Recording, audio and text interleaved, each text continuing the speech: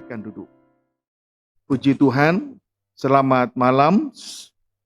Damai sejahtera memenuhi setiap kehidupan kita masing-masing. Puji Tuhan, tidak lupa menyapa anak-anak Tuhan yang sedang mengikuti pemberitaan firman Tuhan lewat live streaming. Puji Tuhan, salam. Tuhan Yesus memberkati kita semua. Selanjutnya kita mohonkan kemurahan hati Tuhan, supaya kiranya pembukaan firman yang kita terima sebentar, berkuasa untuk meneguhkan setiap kehidupan kita pribadi lepas pribadi. Puji Tuhan, mari kita sambut studi Rut sebagai firman penggembalaan untuk ibadah pendalaman Alkitab yang disertai dengan perjamuan suci. Puji Tuhan untuk melihat ayat 2 dan ayat yang keempat sampai dengan ayat 4. Terlebih dahulu kita memperhatikan ayat pertama, silakan. Demikian firman Tuhan. Ya. Rut dan Boas di tempat pengirikan. Ya. Lalu Naomi mertuanya itu berkata kepadanya, Ya. "Anakku, apakah tidak ada baiknya jika aku mencari tempat perlindungan bagimu supaya engkau berbahagia?" Puji Tuhan. Di sini kita melihat Naomi sedang berusaha untuk mencari tempat perlindungan bagi Rut menantunya itu. Menunjukkan bahwa Ibu Naomi adalah seorang hamba Tuhan atau gembala sidang yang memiliki pandangan rohani. Puji Tuhan.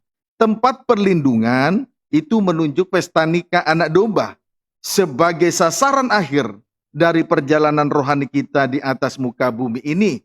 Muara dari ibadah pelayanan kita di atas muka bumi ini adalah pesta nikah anak domba. Amin. Puji Tuhan, sesuai dengan yang tertulis dalam Wahyu 19 ayat 6 sampai dengan ayat yang ke-9. Puji Tuhan. Selanjutnya, tulis saja, bukti bahwa Naomi memiliki pandangan rohani. Bukti bahwa Naomi memiliki pandangan rohani. Kita baca pada ayat 2 sampai dengan ayat yang keempat. Silakan. Demikian firman Tuhan. Maka sekarang bukankah Boas yang pengerja-pengerjanya perempuan telah kau temani itu adalah sanak kita? Dia pada malam ini menampi jelai di tempat pengirikan. Maka mandilah dan beruraplah, pakailah pakaian bagusmu dan pergilah ke tempat pengirikan itu.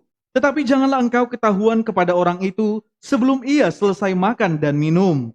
Jika ia membaringkan diri tidur, haruslah engkau perhatikan baik-baik tempat ia berbaring. Kemudian datanglah dekat, singkapkanlah selimut dari kakinya dan berbaringlah di sana. Maka ia akan memberitahukan kepadamu apa yang harus kau lakukan. Puji Tuhan. Ada 5 perintah Naomi yang harus dilakukan oleh Rut. Ada 5 perintah Naomi yang harus dilakukan oleh Rut. Dan 5 hal tersebut merupakan perkara penting. Artinya tidak boleh diabaikan. Puji Tuhan, ada 5 perintah Naomi yang harus dilakukan oleh Rut.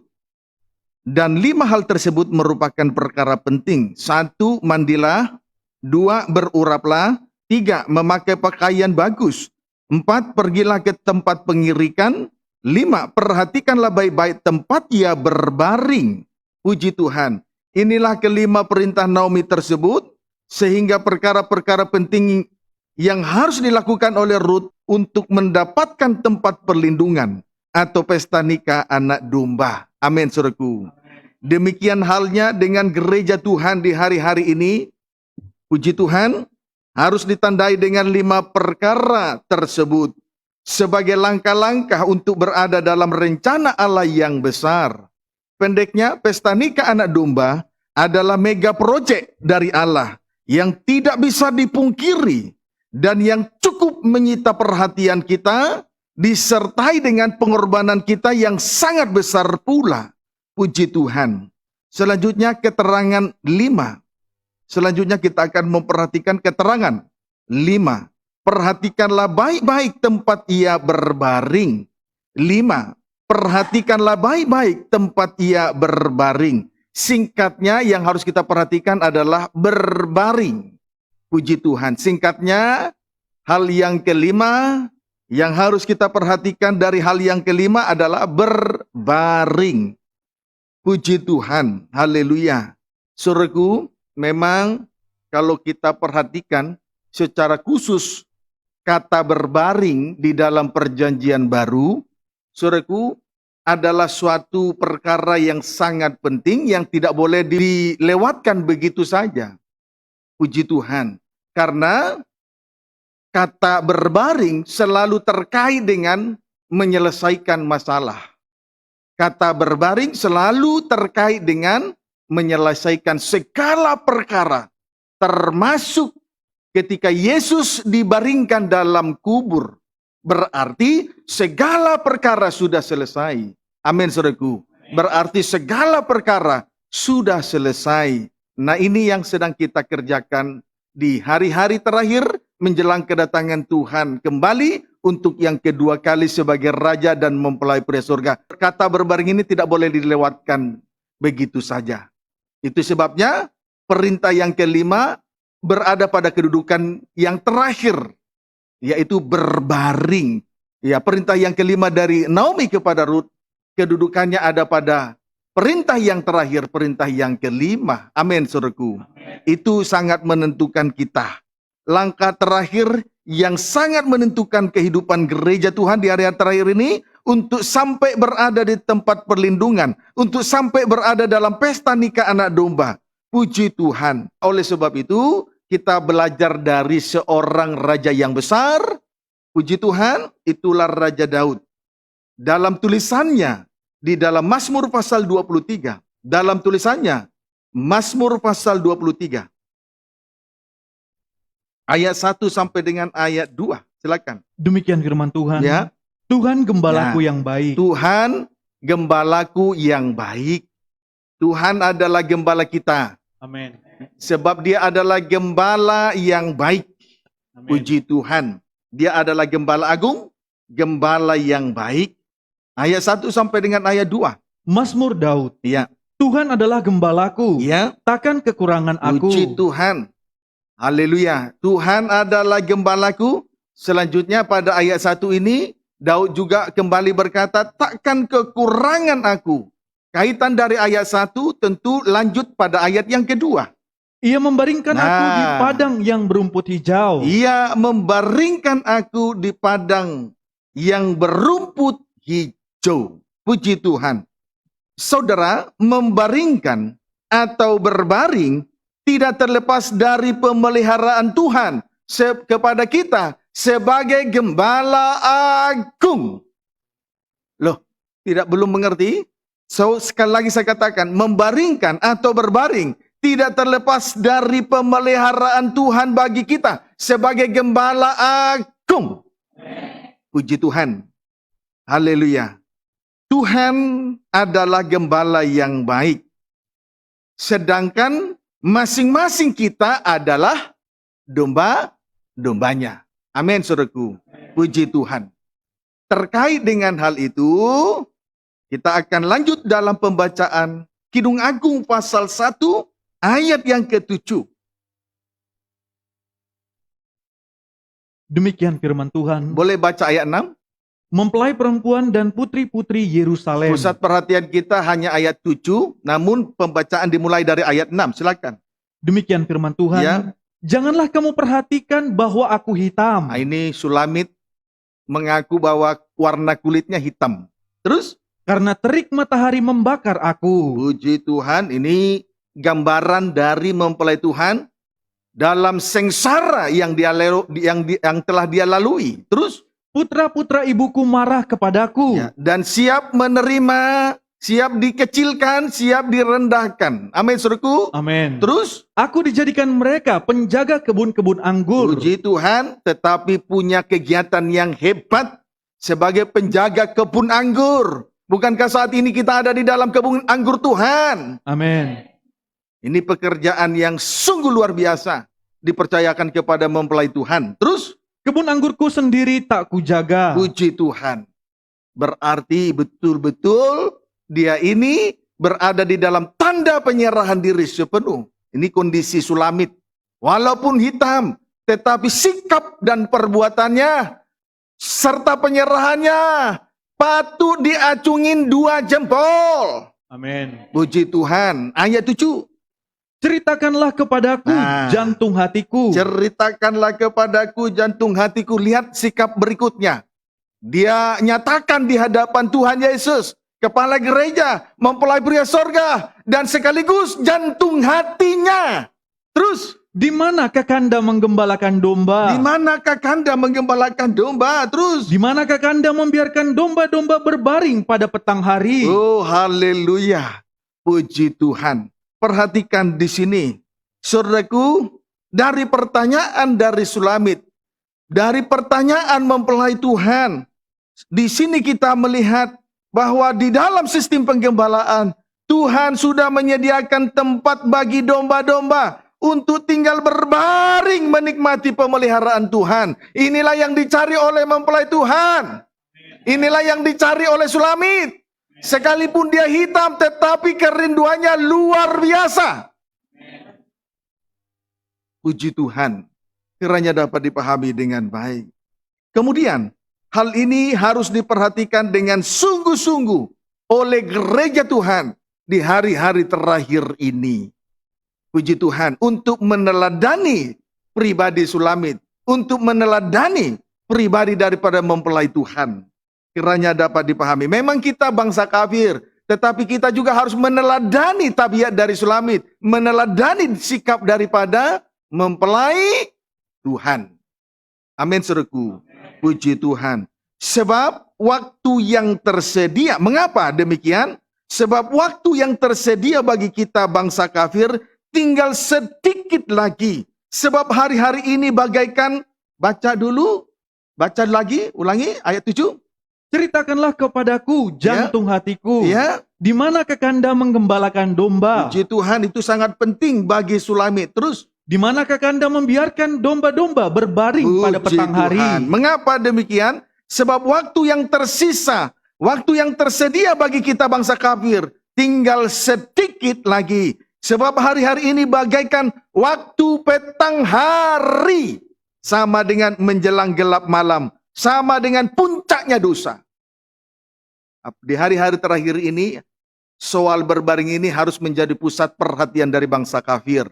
Untuk meneladani pribadi Sulamit, meneladani milik kepunyaan Allah sendiri. Kiranya dapat dipahami dengan baik. Amin. Puji Tuhan. Kemudian keadaan domba-domba jika tidak ada tempat untuk berbaring. Boleh baca ayat 7 kembali. Pada bagian B. Tempat keadaan manakala domba-domba tidak ada tempat untuk berbaring. Manakala tidak ada tempat untuk berbaring bagi domba-domba. Bagian B, ayat 7. Karena mengapa aku akan jadi serupa pengembara Ya, dekat kawanan-kawanan domba teman-temanmu? puji Tuhan. Bagian B, karena mengapa aku akan jadi serupa pengembara dekat kawanan-kawanan domba teman-temanmu. Puji Tuhan. Haleluya. Jadi dari kalimat ini kita dapat mengambil kesimpulan bahwa keadaan domba-domba jika tidak ada tempat untuk berbaring akan jadi serupa pengembara dekat kawanan-kawanan domba teman-temanmu. Akan jadi serupa pengembara dekat kawanan-kawanan domba teman-temanmu. Amin, saudaraku. Sekali lagi saya sampaikan dengan tandas, keadaan domba-domba jika tidak ada tempat untuk berbaring. Di sini sudah sangat jelas, Sulamit berkata, akan jadi serupa pengembara, akan jadi serupa pengembara dekat kawanan-kawanan domba teman-temanmu. Puji Tuhan. Haleluya. Selanjutnya kita akan memeriksa kata teman-teman. Puji Tuhan, teman-teman dari mempelai laki-laki. Kita akan melihat kata teman-teman. Puji Tuhan, yang menjadi pengembara. Berarti tiada tempat untuk berbaring. Matius 11. Matius pasal 11 ayat 16-17. Matius pasal 11 ayat 16 sampai dengan ayat 17 terlebih dahulu. Sebetulnya sampai dengan 19, diawali dulu 16, 17. Silakan. Demikian firman Tuhan. Boleh baca 15. Siapa bertelinga, hendaklah ia mendengar. Siapa bertelinga hendaklah ia mendengar soal teman-teman. Amin. Amin, saudaraku. Amin. Soal teman-teman. Ayat 16, 17. Dengan apakah akan kuumpamakan angkatan ini? Dengan apakah akan kuumpamakan angkatan ini? Terus Mereka itu seumpama anak-anak yang duduk di pasar seumpama anak-anak yang duduk di pasar. Terus dan berseru Nah, kepada teman-temannya. berseru kepada teman-temannya. Lihat teman-teman. Ayat 17. Kami meniup seruling bagimu, tetapi kamu tidak menari. Ya, teman-teman tidak menari.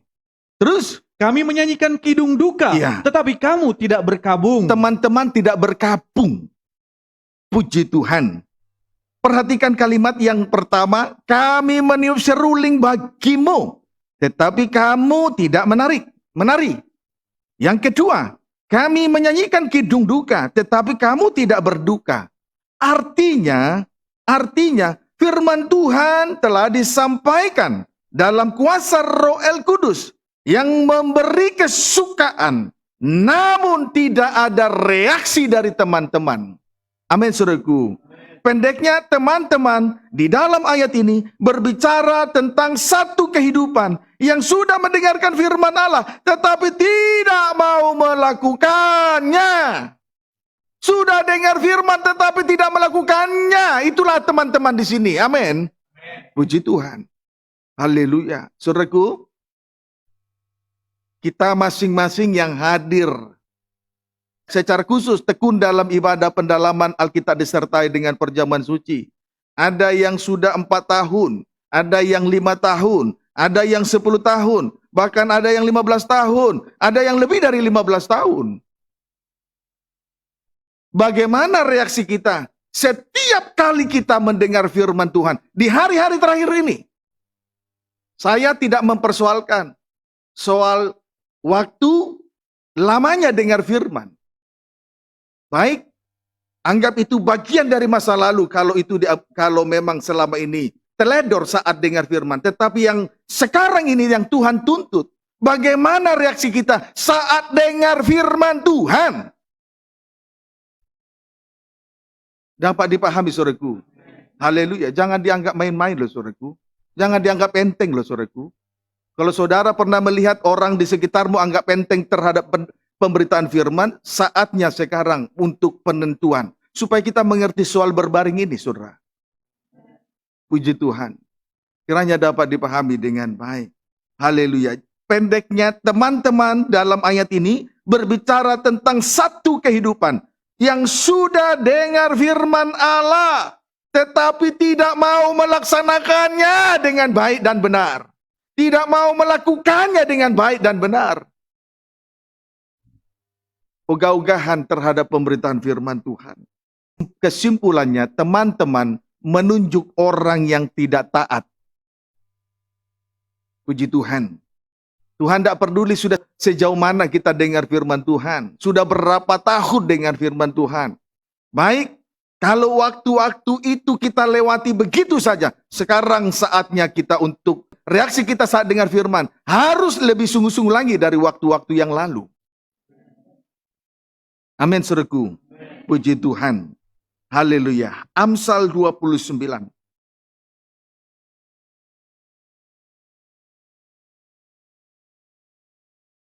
Ayat 9. Lihat ya. Ayat 9. Amsal 29 ayat 9. Baca. Demikian firman Tuhan. Ya. Jika orang bijak berperkara dengan orang bodoh, Jika orang bijak. Puji Tuhan. Orang bijaksana bagaikan cakrawala di langit, bintang-bintang di langit. Puji Tuhan menjadi penunjuk. Puji Tuhan. Untuk menuntun banyak orang kepada kebenaran, sebetulnya itu orang bijaksana. Ketika orang bijaksana berperkara dengan orang bodoh, terus orang bodoh ini mengamuk Ya. dan tertawa, ya, sehingga tak ada ketenangan. puji Tuhan.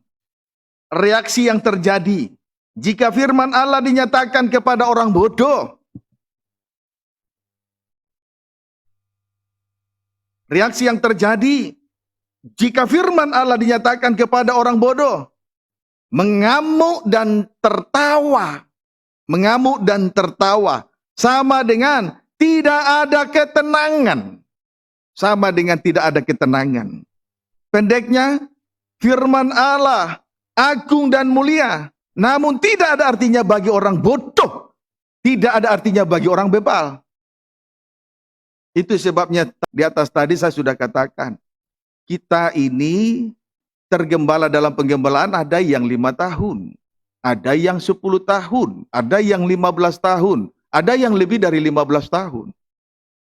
Bagaimana sikap kita, reaksi kita saat firman Tuhan dinyatakan? Baik, kalau waktu-waktu itu kita dengan sikap yang bebal, sekarang waktu yang harus kita buktikan untuk memiliki sikap dengan memperhatikan firman Tuhan lebih sungguh-sungguh lagi dari waktu-waktu yang lalu. Sebab di sini sudah sangat jelas dikatakan bahwa saudara, reaksi yang terjadi jika firman Allah dinyatakan kepada orang bodoh, mengamuk dan tertawa, sama dengan tanpa ketenangan. Pendeknya, firman Allah agung dan mulia, namun sekalipun demikian, tidak ada artinya bagi orang bodoh. Tidak ada artinya bagi orang bebal. Amin, saudaraku. Jangan bodoh, jangan bebal. Puji Tuhan. Mulai dari sekarang. Haleluya. Jangan keras hati. Matius 11 ayat 18 sampai dengan 19. Matius 11 ayat, kita lanjut kembali membaca Matius 11 dan lanjut baca ayat 18 sampai 19. Demikian firman Tuhan. Karena Yohanes datang, ia tidak makan dan tidak minum. Ya, karena Yohanes datang, ia tidak makan dan tidak minum. Terus Dan mereka berkata, teman-teman berkata, ia kerasukan setan. ia kerasukan setan. Terus Kemudian anak manusia datang. kemudian anak manusia datang, Ia teman-teman berkata, Ia makan dan minum. ia makan dan minum. Dan mereka berkata, Ya, terus lihatlah, ia teman-teman berkata, ia seorang pelahap dan seorang peminum, pelahap dan peminum. Terus sahabat pemungut cukai dan orang berdosa. sahabat pemungut cukai dan juga sahabat orang berdosa. Terus Tetapi hikmat Allah dibenarkan oleh perbuatannya. puji Tuhan. Kemudian teman-teman di sini tampil sebagai pengejek-pengejek. Selanjutnya teman-teman di sini tampil sebagai pengejek-pengejek. Karena ternyata teman-teman itu adalah orang-orang bebal, orang bodoh. Tidak mau melaksanakan firman Tuhan yang mereka dengar. Amin, saudaraku. Justru akhirnya teman-teman di sini tampil sebagai pengejek-pengejek. Istri pertama mengejek Yohanes Pembaptis sebagai orang yang kerasukan setan karena berpuasa, karena Yohanes Pembaptis berpuasa. Kemudian strip yang kedua mengejek anak manusia sebagai seorang pelahap dan peminum atau pemabuk. Kemudian sebagai sahabat pemungut cukai dan sahabat orang berdosa. Karena sahabat pemungut cukai dan karena sahabat orang berdosa. Dapat dipahami saudaraku, puji Tuhan. Haleluya. Ini loh akhirnya tampil sebagai pengejek-pengejek. Karena teman-teman ternyata adalah orang bebal, orang bodoh. Tidak mau melaksanakan firman yang dia dengar dan ia terima. Sekalipun firman itu agung dan mulia. Lebih mendengarkan kebodohannya, dagingnya, keras hatinya. Kiranya dapat dipahami dengan baik. Puji Tuhan. Hati-hati saudara. Sekalipun saya tidak menunjuk bahwa kita ini bebal dan bodoh, tetapi dari apa yang sudah kita terima, kita sudah tahu ukurannya. Kita ini bijaksana atau bebal. Kiranya dapat dipahami dengan baik. Puji Tuhan. Haleluya. Matius 9. Lebih rinci lagi kita melihat soal berpuasa dan tidak berpuasa dalam Injil Matius pasal 9. Ayat 14 sampai dengan ayat 19. Ayat 14 sampai 15. Demikian firman Tuhan. Ya. Hal berpuasa. Ya. Kemudian datanglah murid-murid Yohanes Ya. kepada Yesus Ya. dan berkata, Berkata kepada Yesus, Terus Mengapa kami dan orang Farisi berpuasa, tetapi murid-muridmu tidak? memang Yohanes berpuasa ya. Yohanes Pembaptis memang berpuasa bersama dengan murid-muridnya. Ayat 15, Jawab Yesus kepada mereka, iya, tetapi murid-murid Yesus tidak. Berarti Yesus juga tidak waktu itu memang tidak berpuasa. Makan dan minum bersama dengan pemungut cukai dan orang berdosa. Tidak berpuasa saat mereka berpuasa. Terus, Jawab Yesus kepada mereka, ya, dapatkah sahabat-sahabat mempelai laki-laki Ya. berduka cita selama mempelai itu bersama mereka? terus, Tetapi waktunya akan datang, ya, mempelai itu diambil dari mereka, Terus? dan pada waktu itulah mereka akan berpuasa. puji Tuhan. Tulis saja, memang benar Yohanes Pembaptis berpuasa, sedangkan murid-murid Yesus tidak. Namun perlu untuk diketahui, pengajaran mempelai memberi kesukaan yang besar, yakni senantiasa berada dalam suasana pesta. Oleh karena pengajaran mempelai, kita senantiasa berada dalam suasana pesta. Amin. Puji Tuhan. Tetapi akan datang waktunya di mana firman pengajaran mempelai akan diambil dari atas muka bumi ini. Itulah waktu yang tepat untuk berpuasa, tidak makan, tidak minum. Saat pengajaran mempelai diangkat dari bumi ini, itu waktu yang tepat bagi kita untuk berpuasa. Tetapi selama kita bersama dengan berpegang teguh kepada pengajaran mempelai, kita semuanya berada dalam suasana pesta. Tetapi kalau pengajaran mempelai sudah diangkat, pada waktu itulah kita berpuasa, tidak makan, tidak minum. Amin, saudaraku. Perhatikan saja Hagai ke depan, Kak Sakarya. Sungguh-sungguh, jangan terlalu sibuk, pura-pura sibuk. Kalau sudah menulis, lihat ya. Puji Tuhan. Kiranya dapat dipahami dengan baik. Puji Tuhan. Haleluya.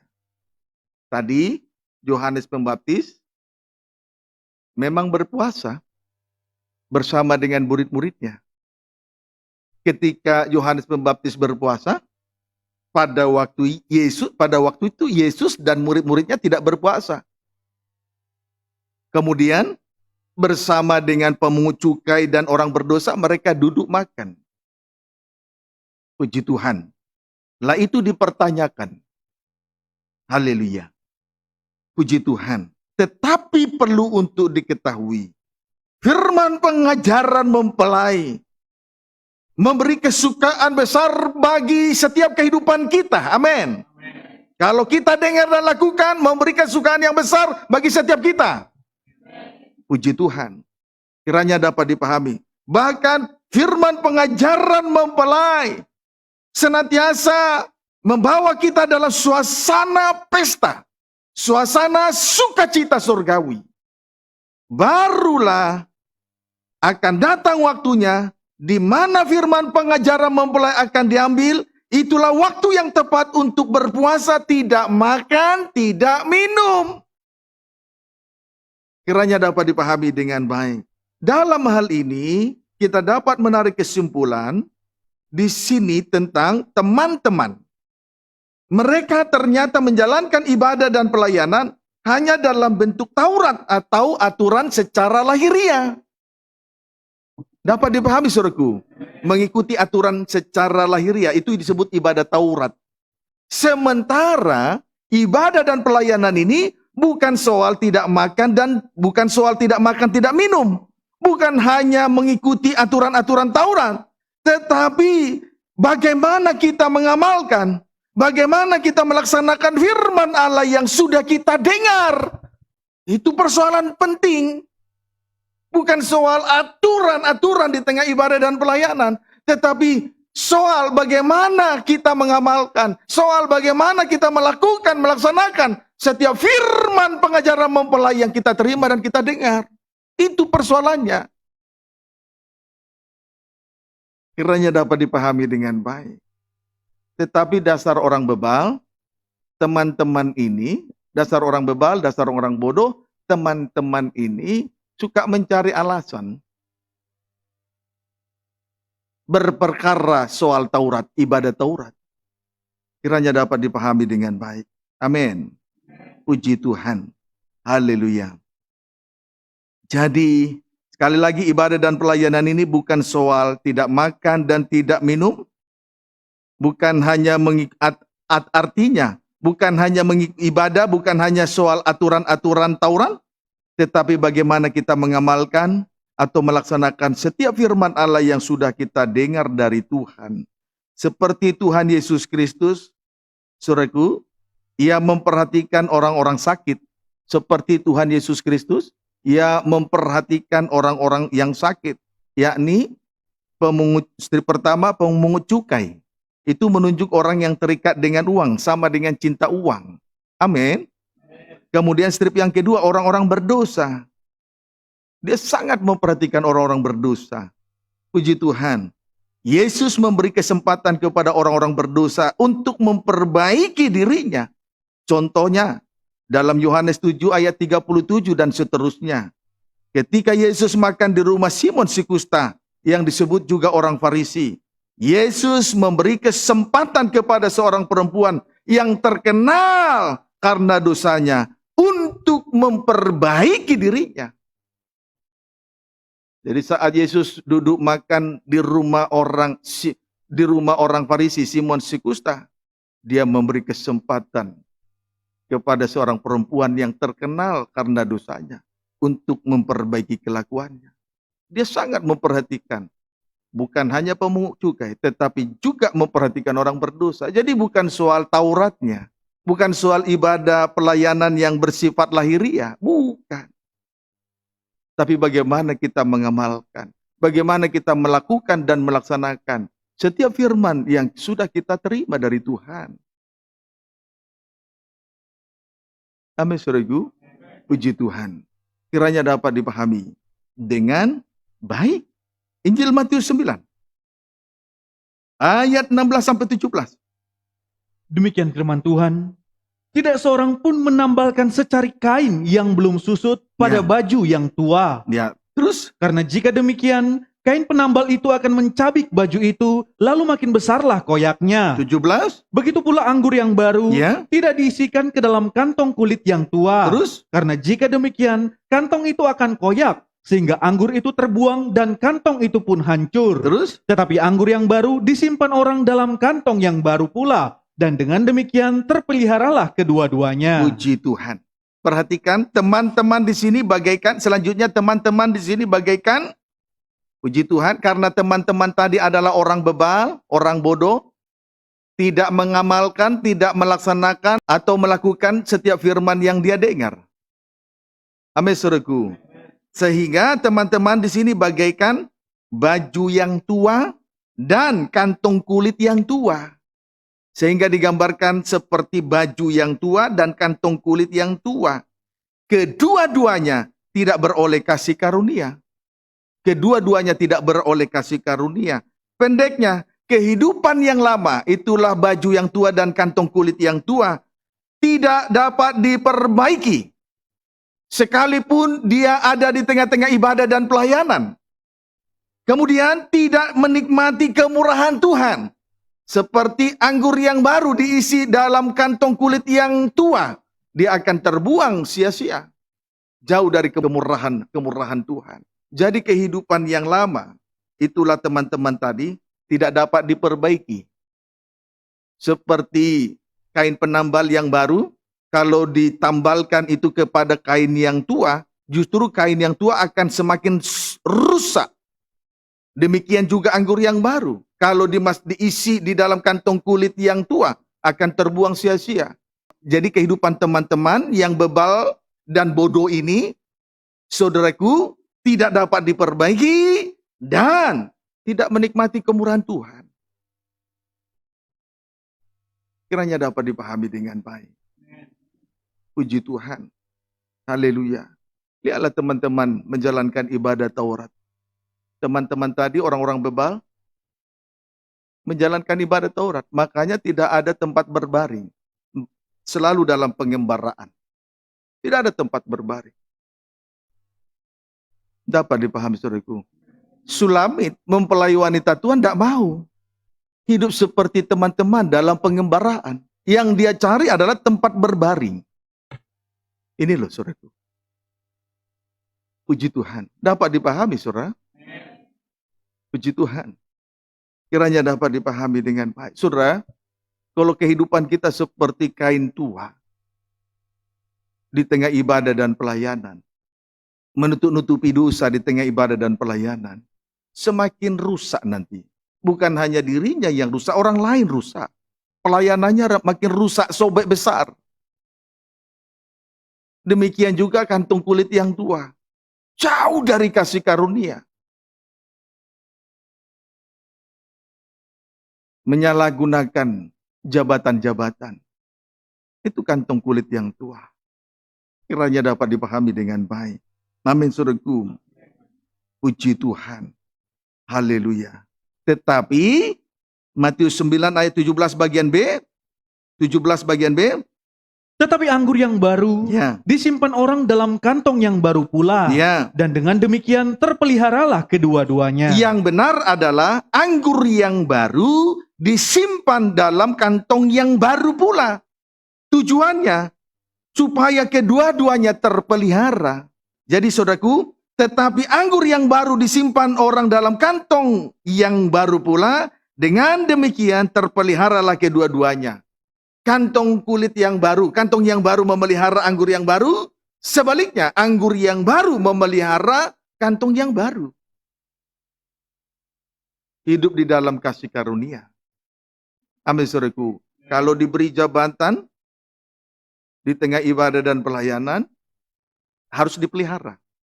Nanti jabatan itu juga akan memelihara kehidupan kita masing-masing. Kedua-duanya terpelihara.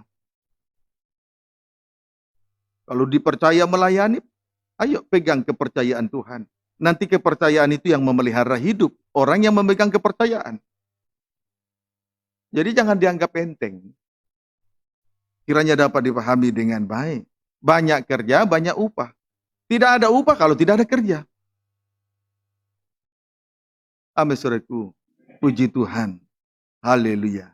Ingat itu. Tetapi anggur yang baru disimpan orang dalam kantong yang baru pula, supaya terjadi pemeliharaan.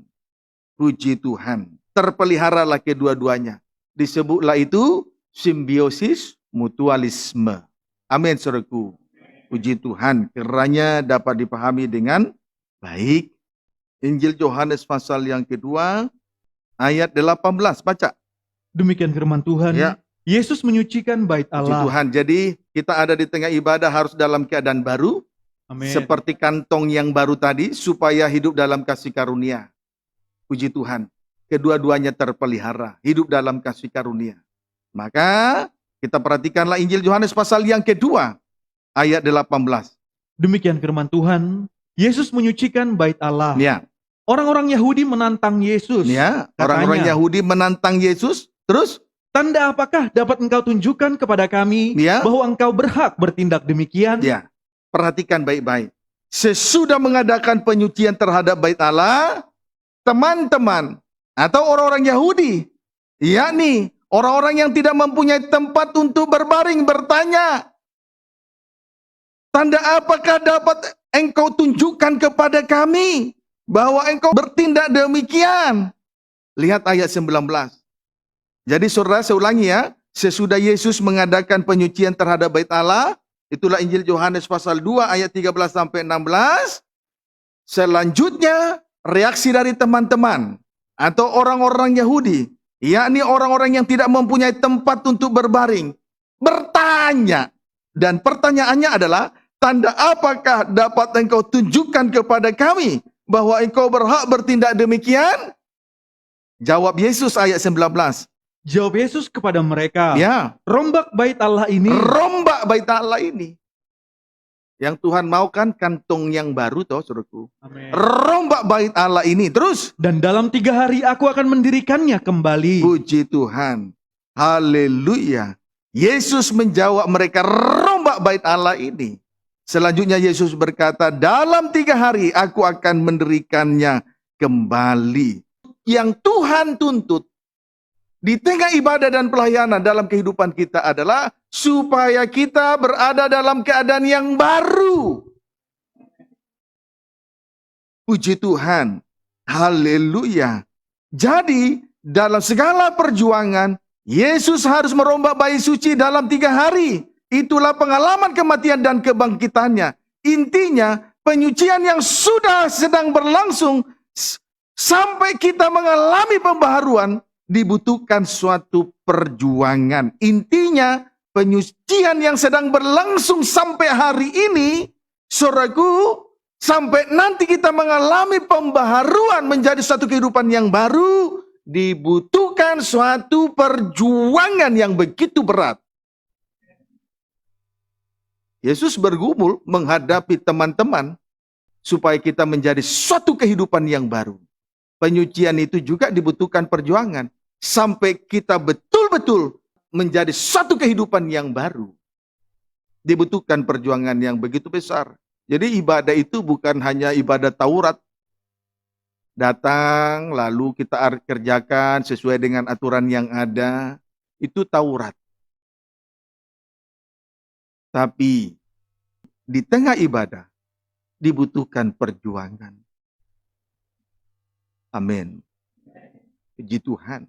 Ini betul-betul ya, teman-teman itu betul-betul mengembara. Tidak ada tempat untuk berbaring. Sangat penting untuk berbaring. Kiranya dapat dipahami dengan baik.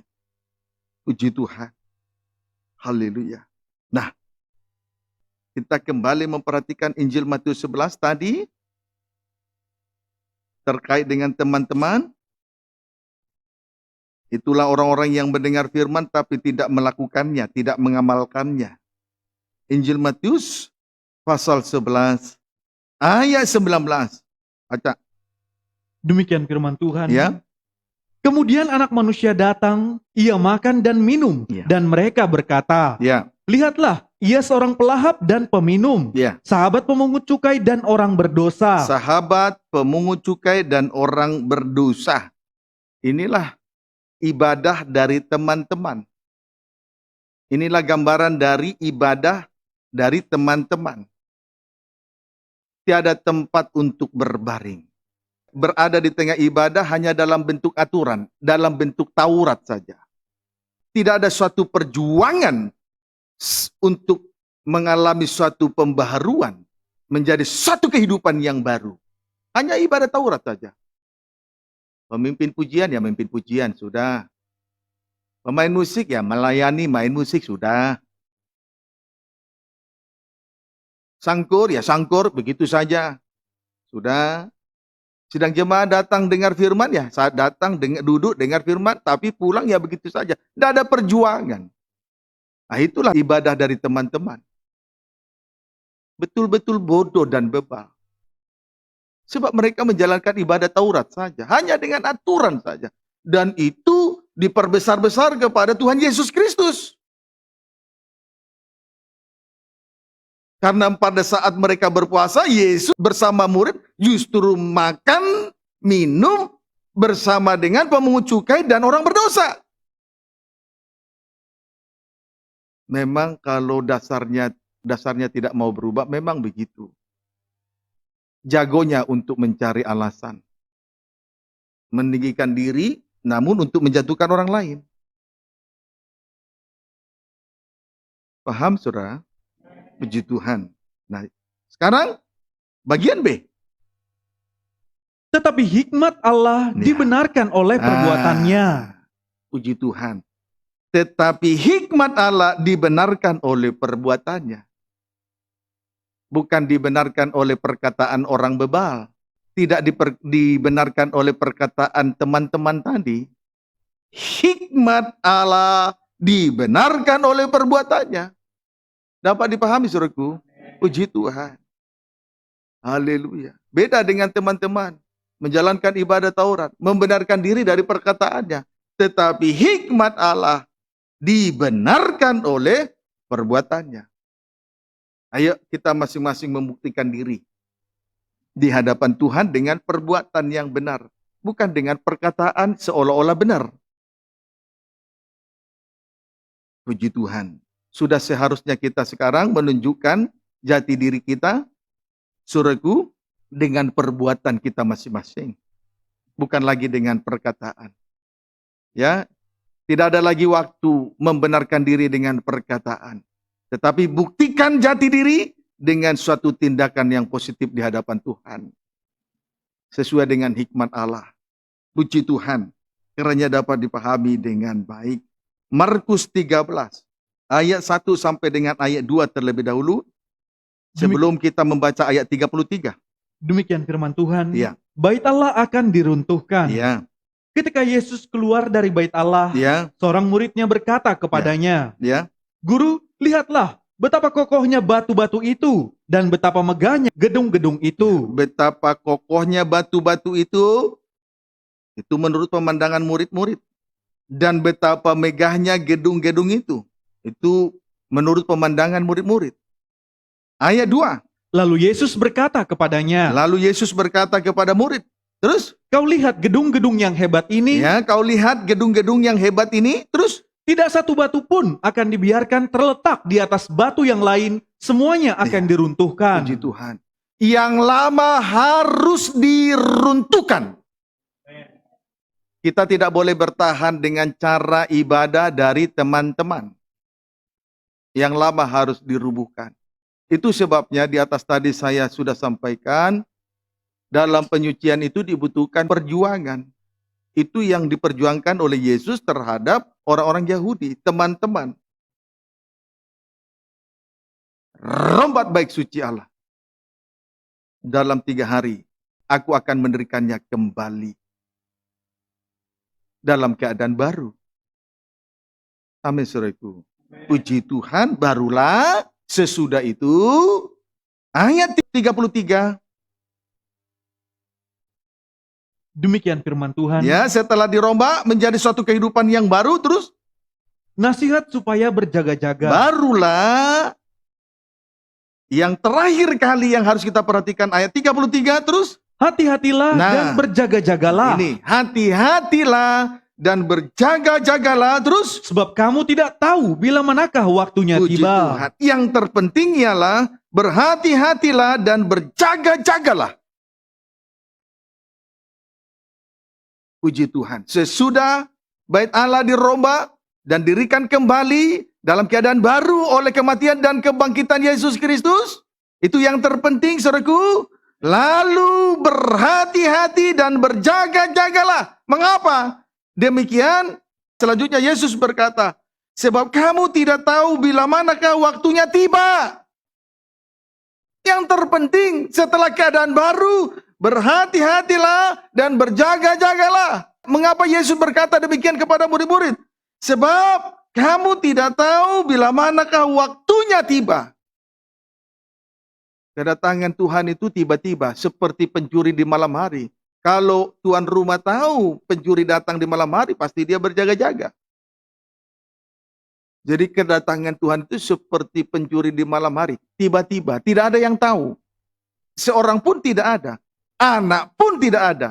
Hanya Bapa yang tahu. Mengapa? Apakah Tuhan menginginkan kebinasaan manusia? Tidak. Justru supaya kita berhati-hati dan berjaga-jaga. Kiranya dapat dipahami dengan baik. Kalau sudah tahu, tidak perlu berhati-hati. Karena kita tidak tahu, perlu dibutuhkan soal berhati-hati dan soal berjaga-jaga. Puji Tuhan. Haleluya. Kiranya dapat dipahami dengan baik. Puji Tuhan. Malam ini kita sudah mendengarkan perintah yang kelima dari Naomi yang memang harus dilakukan oleh Ruth. Tidak boleh diabaikan begitu saja. Puji Tuhan, puji Tuhan. Kita dengar firman dengan rendah hati. Bukan dengan mengikuti suara daging. Ikuti cara Maria. Betul-betul kita meneladani pribadi Maria, seorang yang terkenal berdosa. Tapi karena Tuhan memberi kesempatan kepada orang berdosa untuk memperbaiki dirinya, gunakan baik-baik. Gunakan baik-baik ya. Waktu yang tersisa tinggal sedikit. bagaikan petang hari menjelang malam. Jangan dengarkan suara daging saat kita datang beribadah. Bukan soal Taurat. Ibadah ini bukan soal Taurat. Bukan soal aturan. Pokoknya saya sudah melayani titik. Bukan soal itu. Bukan soal itu. Hikmat Allah dibenarkan oleh perbuatannya. Jadi sekarang ini tidak lagi waktunya membenarkan diri dengan perkataan. Tapi mari kita menunjukkan jati diri kita dengan tindakan-tindakan yang sesuai dengan salib. Itu hikmat Allah, salib. Dapat dipahami, saudaraku. Puji Tuhan. Ayo dukung pemberitaan Injil ini dengan sikap yang rendah hati ya. Puji Tuhan. Kiranya dapat dipahami dengan baik. Haleluya. Jadi yang dibutuhkan adalah sesudah dalam keadaan hidup baru, berhati-hati ya. Selanjutnya yang terpenting adalah berhati-hatilah dan berjaga-jagalah. Kiranya dapat dipahami dengan baik. Rut 3 ayat 4. Rut 3 ayat 4 dan ayat 7 sampai 9. Demikian firman Tuhan. Ya, baca. Jika ia membaringkan diri tidur, Ya, haruslah engkau perhatikan baik-baik tempat ia berbaring. perhatikan baik-baik tempat ia berbaring. Ketika Yesus mati, ia dibaringkan dalam kuburan. Berarti semuanya sudah terlaksana. Nah, ini yang harus diperhatikan. Jangan dengar suara daging, suara asing. Perhatikan baik-baik tempat ia berbaring. Itu loh sekarang persoalannya. Lalu terus? Kemudian datanglah dekat, Ya, singkapkanlah selimut dari kakinya, ya, dan berbaringlah di sana. iya. Lalu ayat 7 sampai 8. Setelah Boas habis makan dan minum, dan hatinya gembira, Ya, datanglah ia untuk membaringkan diri tidur pada ujung timbunan jelai itu. dia Boas tidur pada ujung timbunan jelai itu terus. Kemudian datanglah perempuan Ah. itu. Iya, dia lakukan tepat seperti apa yang dikatakan Naomi. Itu loh yang harus diperhatikan terus. Dekat dengan diam-diam, Iya, terus. disingkapkannya lah selimut dari kaki Boas, Ya. dan berbaringlah ia di situ. Itu loh saudara. Terus ayat 8. Pada waktu tengah malam, dengan terkejut terjagalah orang itu, Iya, lalu meraba-raba ke sekelilingnya, iya. dan ternyata ada seorang perempuan berbaring di sebelah kakinya. Puji Tuhan. Sampai 9. Bertanyalah ia, Bertanyalah Boas kepada Rut. Terus. siapakah engkau ini? Iya, Jawabnya, iya. aku Rut hambamu. Aku Rut hambamu. Terus. Kembangkanlah kiranya sayapmu, Kembangkanlah melindungi hambamu kiranya ini. sayapmu melindungi hambamu ini. Terus. Sebab engkaulah seorang kaum yang wajib menebus kami. Puji Tuhan. Haleluya. Jadi di dalam berhati-hati dan berjaga-jaga, di sini kita perhatikan pribadi Rut menantikan dua perkara penting dari Boas. Satu, perlindungan dari sayap Allah. Amin, saudaraku. Itu penting. Itu yang memelihara bangsa Israel dalam perjalanan di padang gurun selama 40 tahun. Mereka didukung di atas kepak sayap Allah. Mereka dilindungi di atas kepak sayap Allah. Sampai pada puncak dosa gelap malam. Ini petang hari. Sampai pada memasuki gelap malam. Kita dilindungi oleh dua kepak sayap Allah. Itu yang pertama. Maka kalau kita datang beribadah hanya dalam bentuk Taurat. Karena kita sudah bekerja, ya sudahlah. Sesudah melayani, sudahlah. Tidak perlu firman dilakukan. Firman yang didengar tidak perlu dilakukan. Kesalahan besar. Kesalahan yang besar. Ingat ya. Hikmat dibenarkan oleh... Loh, tidak mengerti. Hikmat dibenarkan oleh... Loh, tidak saya dengar. Hikmat dibenarkan oleh... Bukan dari mulut. Sudah harus semakin dewasa sekarang. Jadi ibadah ini bukan soal Taurat loh saudara. Yang penting saya sudah melayani titik. Firman yang disampaikan tidak perlu dilakukan. Itu sifat teman-teman tadi. Tidak ada tempat untuk berbaring. Tapi Rut dia lakukan. Dia berhati-hati dan berjaga-jaga. Yang kedua tolong baca lagi. Jadi di dalam berjaga-jaga, pribadi Rut memperhatikan dua perkara, yaitu perlindungan dari sayap Allah. Satu, yang kedua baca. Bertanyalah ia, Ya. siapakah engkau ini? Ya. Jawabnya, aku Rut, hambamu. Ya. Kembangkanlah kiranya sayapmu melindungi hambamu ini. Terus, Sebab engkaulah seorang kaum yang wajib menebus kami. kemudian yang kedua, penebusan. Jadi dalam kita berjaga-jaga, yang kita butuhkan adalah penebusan. Yang telah dikerjakan oleh Yesus Kristus di atas kayu salib 2000 tahun yang lalu. Itu loh soal berjaga-jaga. Yang kita harapkan adalah penebusan. Dan Tuhan telah mengerjakan penebusan. Tuhan telah memperdamaikan dosa kita di atas kayu salib di Bukit Golgota 2000 tahun yang lalu. Puji Tuhan. Mengapa di dalam hal berjaga-jaga, di kaki, datang di bawah kaki Boas, mengharapkan dua perkara itu? Karena dia melakukannya dengan tepat, seperti yang diperintahkan oleh Naomi kepada dia. Perhatikan baik-baik tempat ia berbaring. Sebab itu di dalam Injil juga, seorang perempuan bertanya kepada malaikat, di mana engkau baringkan?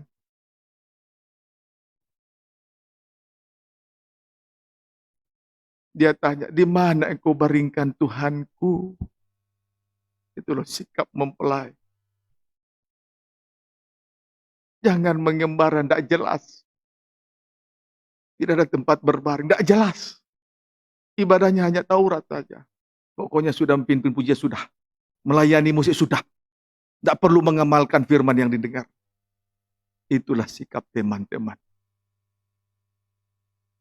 Sikap dari orang bodoh, bebal. Saya sudah katakan Tuhan tidak pedulikan di waktu yang lalu. Mungkin selama ini mengabaikan firman yang didengar. Sekarang harus banyak berubah. Hikmat Allah dibenarkan oleh perbuatannya. Puji Tuhan. Kiranya dapat dipahami dengan baik. Perhatikan baik-baik. Lalu, kemudian, baca lagi ayat 4 itu, perhatikan baik-baik tempat dia berbaring. Lanjut, kemudian. Kemudian datanglah dekat. Nah, terus. Singkapkanlah selimut dari kakinya. Ya. Dan berbaringlah di sana. Terus. Maka ia akan memberitahukan kepadamu apa yang harus kau lakukan. Selanjutnya perhatikan. Ketika ia berbaring di kaki si Boas, maka Boas akan memberitahukan kepada Rut apa yang harus dilakukan oleh Rut. Maka kalau kehidupan kita selalu mengembara, kita tidak mengerti rencana Tuhan. Kalau kita memiliki roh seperti roh teman-teman, tidak mengerti rencana Tuhan. Seperti orang dunia. Lebih mengutamakan perkara lahiriah, lebih mengutamakan perkara di bawah, lebih mengutamakan perkara lahiriah di muka bumi ini. Daripada ibadah dan pelayanan, tidak mau mencari tempat untuk berbaring. Sehingga tidak mengerti rencana Tuhan dalam kehidupannya. Tetapi Rut, saat dia berbaring di kaki Boas, pada saat itulah Boas memberitahukan segala sesuatu yang harus ia lakukan. Tiadalah mungkin kita dapat melakukan sesuatu yang baik, yang benar, yang suci, yang sempurna, kalau Tuhan tidak memberitahukan rencana-rencana itu dalam kehidupan kita. Jangan sombong. Kita adalah bangsa kafir yang mendapat kemurahan dari Tuhan. Kita ini adalah bangsa kafir yang akhirnya dicangkokkan pada akar zaitun yang penuh dengan getah itu. Karena kemurahan saja. Puji Tuhan. Ingat, kita ini bangsa kafir yang dicangkokkan. Amin surga. Hidup karena kemurahan. Kiranya dapat dipahami dengan baik. Haleluya. Lihat Yesaya 54. Ayat 4 sampai dengan ayat 6. Demikian firman Tuhan. Ya. Perjanjian damai dengan Sion. Terus? Janganlah takut, sebab engkau tidak akan mendapat malu. Jangan takut sebab engkau tidak akan mendapat malu terus. Dan janganlah merasa malu, Ya. sebab engkau tidak akan tersipu-sipu. Iya, Sebab engkau akan melupakan malu keremajaanmu. malu keremajaanmu terus. Dan tidak akan mengingat lagi aib kejandaanmu. Puji Tuhan. Haleluya. Engkau akan melupakan malu keremajaanmu dan tidak akan mengingat lagi aib kejandaanmu. Terus, Sebab yang menjadi suamimu, ialah dia yang menjadikan engkau. yang menjadikan engkau, yang menjadikan langit, bumi, alam semesta. Terus, Tuhan semesta alam namanya. terus. Yang menjadi penebusmu Yang ialah menjadi penebusmu ialah. Yang Maha Kudus Allah Israel. Terus, Yang disebut Allah seluruh bumi. ayat 6. Sebab seperti istri yang ditinggalkan dan yang bersusah hati, Dia, Tuhan memanggil engkau kembali. terus. Masakan istri dari masa muda akan tetap ditolak? Firman Allahmu. Terima kasih. Suami dari umat Allah atau suami dari sidang mempelai Tuhan ialah Allah Sang Khalik yang telah mengerjakan penebusan itu 2000 tahun yang lalu di atas kayu salib di Bukit Golgota. Amin, saudaraku. Puji Tuhan. Yang tidak kalah penting adalah Allah tidak lagi mengingat-ingat segala kesalahan-kesalahan kita pada masa yang lalu. Dosa masa lalu telah dilupakan oleh Tuhan. Puji Tuhan. Ini loh penebusan yang diharapkan oleh bangsa kafir. Sebab itu dia harus berbaring di kaki Boas. Dia mengharapkan perlindungan dari dua sayap. Satu. Yang kedua, dia berharap penebusan itu. Tapi akhirnya kehidupan yang ditebus menjadi mempelai Tuhan. Dan yang menjadi suaminya adalah penebusnya.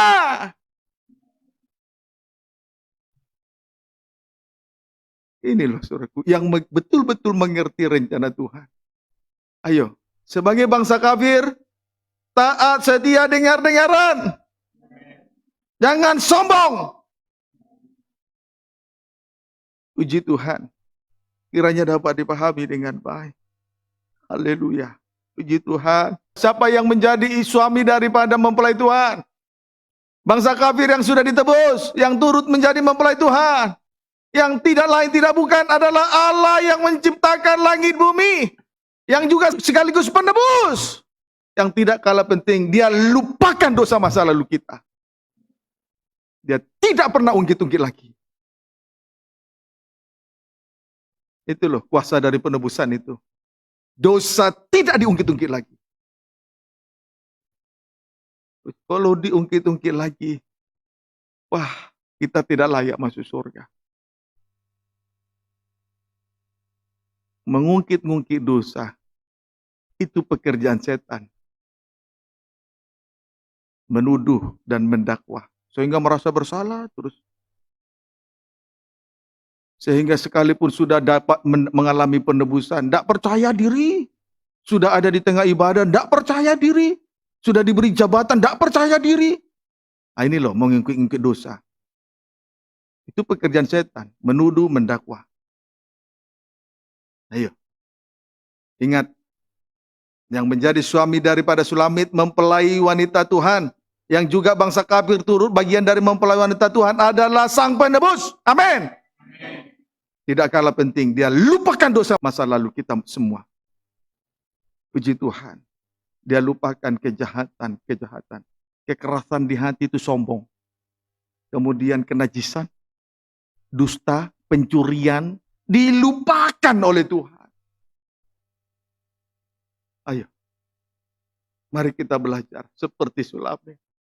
Yang dia dambakan adalah tempat untuk berbaring. Jangan mengembara seperti teman-teman tadi, loh, saudara. Jangan mengembara seperti teman-teman. Kiranya dapat dipahami dengan baik. Yeremia pasal 50, inilah.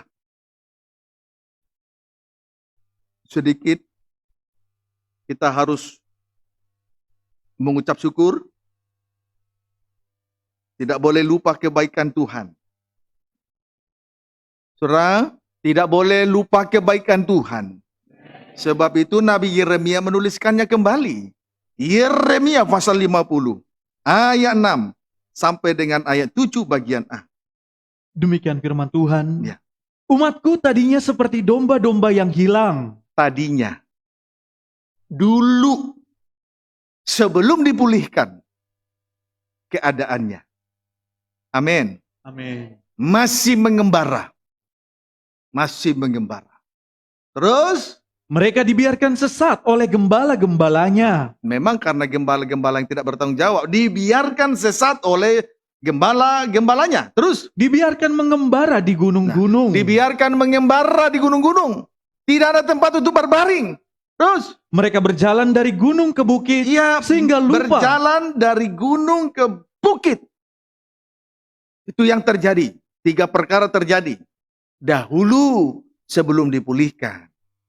Terus Sehingga lupa akan tempat pembaringannya. lupa tempat pembaringannya. Saudaraku, lupa tempat pembaringannya sebelum dipulihkan loh saudaraku. Nah, ini belajar untuk ingat kemurahan Tuhan loh saudara. Amin. Bagaimana sikap kita begitu bebal dan bodoh. Lalu ayat 7. Siapapun yang menjumpai mereka, Siapapun yang menjumpai mereka, memakan habis mereka. memakan habis mereka. Terus, Dan lawan-lawan mereka berkata, Iya. kami tidak bersalah. tidak peduli. Siapapun yang mereka jumpai saat mereka mengembara. Dahulu saat mengembara. Dahulu sebelum dipulihkan. Saudaraku, kehidupan mereka tertindas sekali. Siapapun yang menjumpai mereka, memakan habis mereka. Musuh yang pertama, musuh utama itulah daging dengan segala keinginannya. Kehidupan mereka dihabisi oleh daging. Kemudian setan, iblis atau setan. Demonstrasi dari roh jahat, roh najis. Menghabisi mereka. Tanpa merasa bersalah. Puji Tuhan. Itu dahulu. Ketika masih mengembara. Belum ada tempat untuk berbaring. Puji Tuhan. Dapat dipahami saudaraku. Haleluya. Dahulu umat Allah sebelum dipulihkan mengembara seperti domba-domba yang hilang. Istri pertama dibiarkan sesat oleh gembala-gembalanya. Istri pertama dibiarkan sesat oleh gembala-gembalanya. Praktek sesat. Prakteknya ialah disesatkan oleh ajaran palsu. 1. Ibadah hanya sebatas mengadakan mukjizat. Namun salib diabaikan. Itu ajaran palsu yang pertama. Yang kedua, di tengah ibadah hanya sebatas pemberitaan firman tentang dongeng nenek-nenek tua, tahayul-tahayul, cerita-cerita isapan jempol, filsafat-filsafat kosong. Ini loh praktek sesat oleh gembala-gembalanya. Dapat dipahami saudaraku. Kemudian, strip yang kedua, dibiarkan mengembara di gunung-gunung. Dibiarkan mengembara di gunung-gunung. Artinya, beribadah di sembarang tempat. Sama dengan tidak tergembala dengan baik dan benar. Dalam sebuah penggembalaan dengan satu gembala. Semua gunung-gunung tempat rumah Tuhan beribadat. Semua dijalani. Ini keadaan teman mengembara. Belum ada tempat untuk berbaring. Dahulu juga kita merasa kalau sudah beribadah di semua tempat, kita merasa lebih rohani dari orang lain. Karena semua gunung-gunung, rumah Tuhan tempat beribadah, kita jalani. Padahal itu salah. Sama dengan mengembara, tidak ada tempat untuk berbaring. Dapat dipahami saudaraku? Di mana ada KKR, di situ datang. Di mana ada ibadah, di situ datang. Itu namanya beribadah di gunung-gunung. Di sembarang tempat.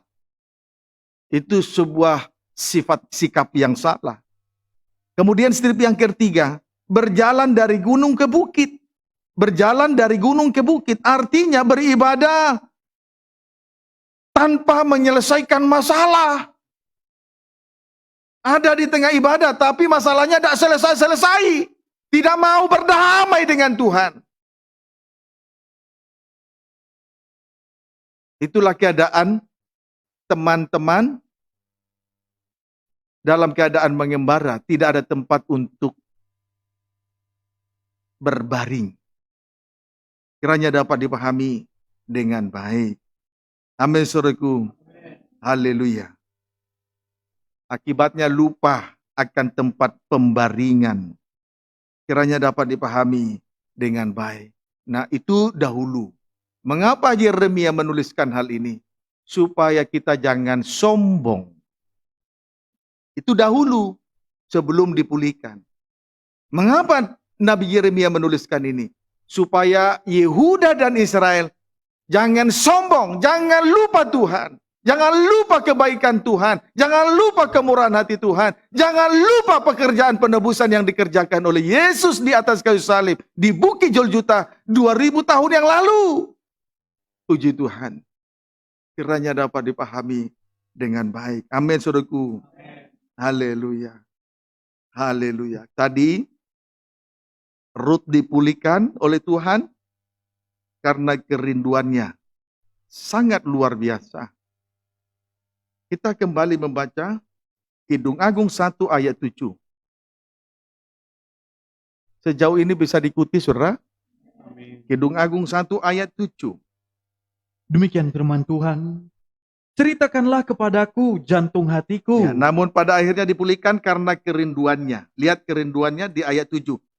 Ceritakanlah kepadaku jantung hatiku. Terus, Di mana Kakanda menggembalakan domba? ya, Di mana Kakanda membiarkan domba-domba berbaring pada petang hari? iya. Jadi sudah sangat jelas bahwa kita harus menunjukkan suatu kerinduan yang mendalam di hadapan Tuhan. Sebagaimana perkataan Sulamit ini kepada mempelai laki-laki. Ceritakanlah kepadaku jantung hatiku. Jantung hatiku.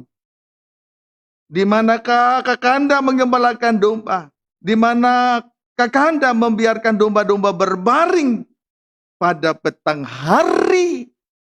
Ingat, waktu yang tersisa tinggal sedikit menjelang gelap malam. Sebab waktu yang ada ini sekarang seperti petang hari menjelang malam. Puji Tuhan. Tetapi di dalam kerinduan itu, kita lihat pernyataannya kepada mempelai laki-laki. Ceritakanlah kepadaku jantung hatiku. Mempelai laki-laki disebut sebagai jantung hati. Puji Tuhan. Jantung hati. Jadi saudaraku, yang dibutuhkan hanyalah pribadi Yesus seorang. Tidak ada yang lain. Puji Tuhan, tidak ada yang lain. Tidak ada yang dibutuhkan yang lain. Selain pribadi Yesus sebagai mempelai laki-laki surga. Jantung hati.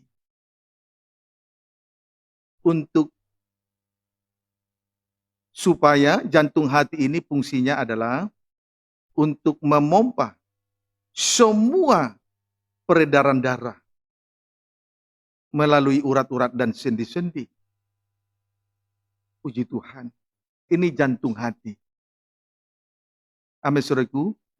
Itu yang memompa peredaran darah. Untuk bisa terus sampai ke urat-urat dan sendi-sendi dalam seluruh kehidupan kita ini. Biarlah Yesus kita jadikan sebagai jantung hati kita masing-masing. Tidak ada yang lain. Ini loh bukti kerinduan di hati. Bukti kerinduan di hati untuk mencari tempat untuk berbaring. Tuhan sebagai jantung hati. Amin, saudaraku. Puji Tuhan. Pusat peredaran darah. Nyawa kita. Yesus Kristus. Tidak ada yang lain. Kalaupun punya kedudukan jabatan yang tinggi, itu bukan jantung hati. Yesus tetap jantung hati. Amin, saudaraku. Puji Tuhan. Haleluya. Kemudian baca bagian B. Karena mengapa aku akan jadi serupa pengembara dekat kawanan-kawanan domba teman-temanmu? Puji Tuhan. Dia tidak mau menjadi pengembara. Dia rindu tempat untuk berbaring. Ayat 8, lihatlah jawaban Yesus sebagai mempelai laki-laki terhadap Sulamit sebagai mempelai wanita Tuhan. Terus, Jika engkau tak tahu, hai jelita di antara wanita. Jawaban lagi ini, dari jawaban ini kita bisa melihat keberadaan rohani dari Sulamit ini. Hai jelita di antara wanita. Terus. Ikutilah jejak-jejak domba. Ikutilah jejak-jejak domba. Terus. Dan gembalakanlah anak-anak kambingmu. Terus. Dekat perkemahan para gembala. Puji Tuhan, lihat jawab Yesus. Hai jelita di antara wanita. Ini jawaban Yesus kepada Sulamit. Hai jelita di antara wanita. Jawaban mempelai laki-laki kepada Sulamit. Hai jelita di antara wanita. Dalam ejaan lama, hai engkau yang terelok di antara segala orang perempuan. Puji Tuhan. Saudara, ini harus menjadi kenyataan di dalam diri gereja Tuhan, di mata Tuhan Yesus Kristus. Sama serku. Harus menjadi jelita di antara wanita. Dalam ejaan lama, hai engkau yang terelok di antara segala orang perempuan. Ini harus menjadi kenyataan di dalam diri gereja Tuhan, di mata Tuhan Yesus Kristus, kepala gereja mempelai pria sorga. Amin. Harus menjadi yang terelok. Puji Tuhan. Jadi jawaban dari Tuhan Yesus ini merupakan cerminan dari hidup rohani Sulamit. Tidak mungkin kalau Sulamit jelek rohaninya, tidak mungkin Yesus berkata, hai jelita di antara wanita. Jawaban Yesus sekaligus pengakuannya, ini adalah cerminan rohani daripada mempelai wanita Tuhan. Sebab itu saudara, sebab itu saudaraku, jangan kita berlaku seperti teman-teman. Di dalam Injil Matius pasal 11, firman Tuhan dinyatakan. Firman Tuhan sudah diperdengarkan, tetapi mereka tidak melaksanakannya. Kalau kita bercermin kepada firman Tuhan, maka firman Tuhan itu akan mencerminkan kehidupan kita masing-masing. Amin, saudaraku. Puji Tuhan. Kiranya dapat dipahami dengan baik. Haleluya. Jadi, kalau kita bercermin kepada firman, pantulannya adalah, hai jelita di antara wanita. Amin, saudaraku. Puji Tuhan. Jadi apa yang diucapkan oleh Tuhan, itu cerminan dari firman yang dilakukan oleh Sulamit. Berbeda sekali dengan teman-teman. Seruling sudah ditiup tapi tidak menari. Orang-orang sudah menyanyikan kidung duka tapi mereka tidak berduka. Tidak merasakan apa yang dirasakan oleh Tuhan. Tidak melakukan firman yang dia dengar. Itu teman-teman, bodoh, bebal, tidak mau berubah. Tapi Sulamit tidak. Ungkapan Yesus, hai jelita di antara wanita, itulah cerminan firman yang kita kerjakan selama ini. Itu pantulan cermin firman Tuhan. Kiranya dapat dipahami dengan baik. Amin, saudaraku. Biar kita selalu bercermin kepada firman. Kalau kita tidak bercermin kepada firman, kita tidak mengerti rupa kita. Tapi lihatlah, Sulamit ini bercermin kepada firman. Dan itu bisa dilihat dari ungkapan dari mempelai laki-laki. Hai jelita di antara wanita. Selanjutnya, mempelai laki-laki berkata, hai, ikutilah jejak-jejak domba. Ikutilah jejak-jejak domba. Puji Tuhan. Kenapa Yesus disebut anak domba?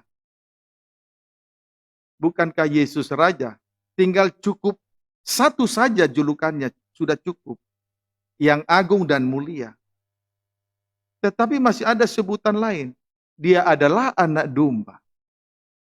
Ikutilah jejak domba.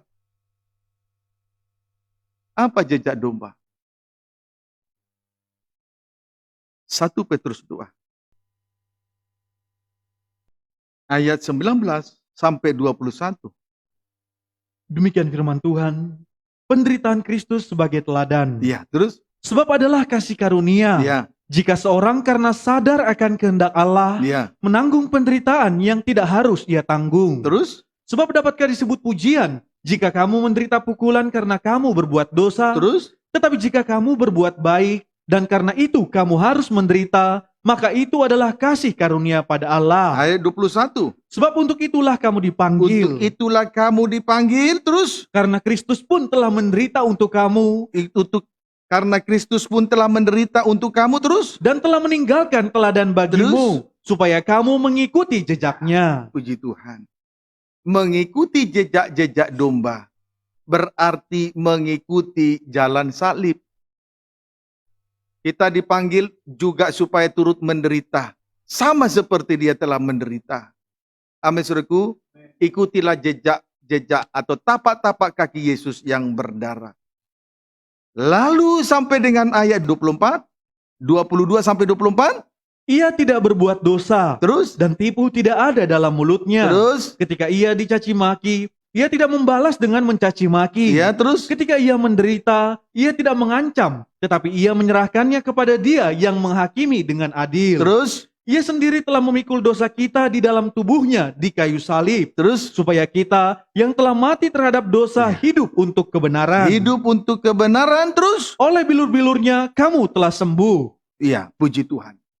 Haleluya.